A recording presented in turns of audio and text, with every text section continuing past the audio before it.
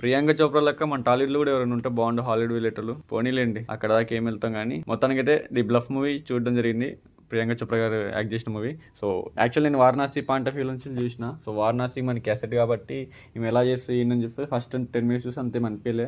తర్వాత నుంచి వచ్చినాయి యాక్షన్ సీన్స్ పాప ఎందుకో మీరేమనుకోకండి, కొంచెం మహేష్ బాబు గారిని కూడా డౌన్లోడ్ చేసే విధంగా అంటే చేస్తాను కాదు, ఆ విధంగా చేసింది. యాక్షన్ సీన్స్ మాత్రం మామూలుగా లేదు, చాలా బాగుంది మూవీ. 1 hour 30 minutes ఉండడం ఇంకా దీని మెయిన్ అసెట్ అనమాట. ఎక్కడ ల్యాగ్ లేదు, మంచిగా వచ్చిందనమాట. హాలీవుడ్ లెవెల్లో ఉంది, హాలీవుడ్ సినిమా కాబట్టి. ప్రియాంక చోప్రా గారి షీ నేల్ అనమాట.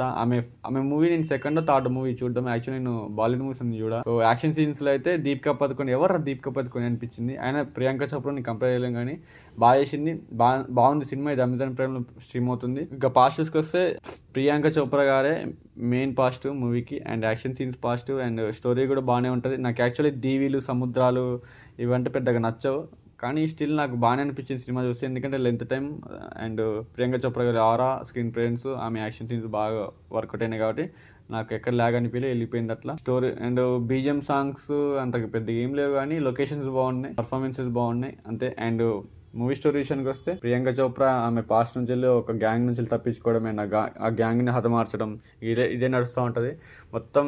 ఫస్ట్ నుంచి వెళ్ళి లాస్ట్ వరకు మొత్తం యాక్షన్ సీన్సే నడుస్తూ ఉంటాయి. అండ్ ప్రియాంక చోప్రా గారి బ్యూటీ అయితే పాప సూపర్. ఏదైనా హాలీవుడ్ రేంజ్ వెళ్ళారంటే హాలీవుడ్ అంటే మాటలా అనిపించింది. మంచిగా ఉంది సినిమా. ఇది అమెజాన్ ప్రైమ్లో స్ట్రీమ్ అవుతుంది, మీరు అసలు మిస్ అవ్వకండి ఈ వీకెండ్కి. ఇంకా నెగిటివ్స్కి వస్తే స్టోరీ మనకు అర్థమవుతూ ఉంటుంది.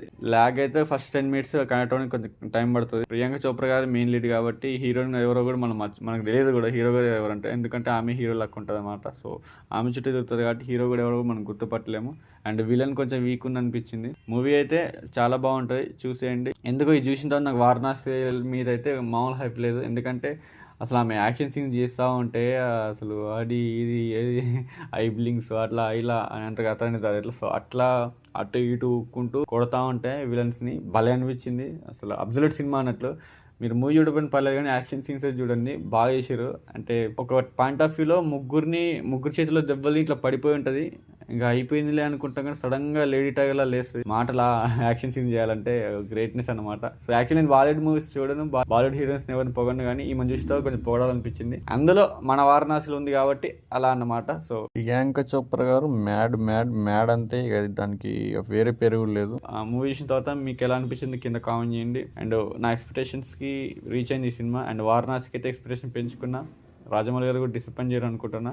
And that's all about this review. Please subscribe to Pandu. Love you all. Signing off. By.